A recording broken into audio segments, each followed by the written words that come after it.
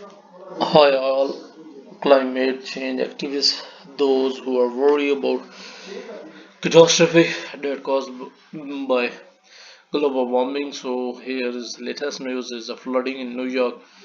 Rain is as but official warn that flood risk remain. Heavy rain caused serious flooding across the region.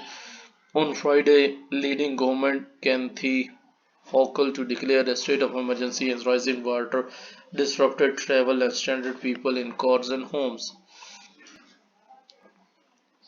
Friday rainfall is New York broke record. Here is the latest. Heavy rainfall pounded New York City and the surrounding region on Friday, bringing flash floods, shutting down entire subway line, turning major roadways into lakes, and sending children to the upper floors of flooding schoolhouses. Governor Kathy Hochul declared a state of emergency, urging New Yorkers to stay home and singling out those who live in basement to brace for the worst. State and city leaders implore residents not to underestimate a storm that flipped from falling rain to fire house torrent in minutes. Michael Ogle called it a life-threatening rainfall event, and Mayor Eric Adams called the storms something that we cannot take lightly, and we are not look tightly taking lightly. The city residents were largely caught by surprise to kid and many stayed home and off the roads.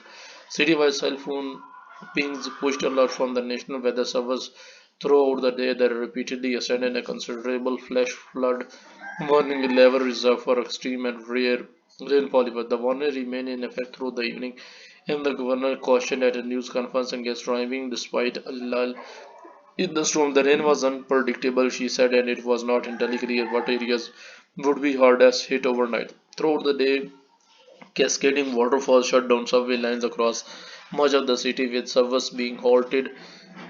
Even at major hubs like Barclays Center, trains were rerouted with little warning.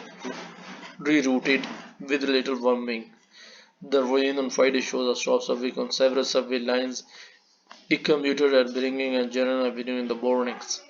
I have no idea what's happening, one subway conductor said as her GO train moved in onto the E line. I don't know where we are going. Commuter turned and ventured back home on foot through scene of chaos and upheavals. Water gushed into brownstone basement in Park Slope in Prospect Park. The landscape was altered by New Creek. In Queen, the storm was generational, making Friday the wettest day at Kennedy International Airport since modern record keeping began. The street in Windsor Terrace in Brooklyn in Eggbore Hill, built on the shoreline of hill, were engulfed in in current dotted with white caps just as schools were opening their doors. Boys and girls slogged through deep water on 11th Avenue to read their elementary school classes while Eggbore with rakes tried to clear storm drains of dense fallen leaves. No children are in danger as far as we know, the governor said, but some school aspirant to return during the storm to pick up their children, which school official later said was precisely the wrong thing to do. Truthfully, holding school today now this was coming feels irresponsible. The Brooklyn parents of two. By the end of the day, the overall attendance rate at public school fell to roughly 77% after hovering around 90% earlier this week. Several dozen schools across Brooklyn in particular saw more than 4 in 10 students absent. The scenes that city leaders were largely caught off guard promised to linger after the rain had stopped falling. Mayor Adam was swiftly criticized for not warning residents about the storm soon enough and for waiting to arrest New Yorker until noontime Friday. Since both Blizzard and fraud played out in the city depending on how hard the rain was falling. West Side Rivers appeared beneath Orchid Bridge in Center Park. A man in drained business suit leaned on a fence by the Great Lawn and removed his boots one at a time to empty them of water. In Prospect Heights, Brooklyn, a large tree fell, pulling its root up through a sidewalk and cleaving a park.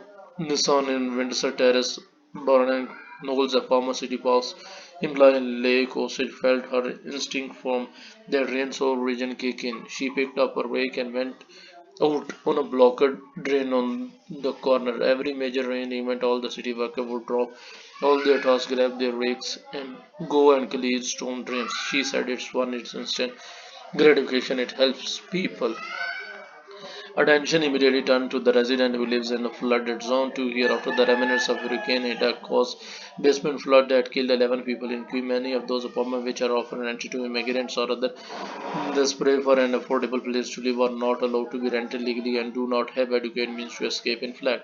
Plan your escape route. Mr. Hosha said, do not wait until water is over your knees before you leave. Do not wait until it's too late.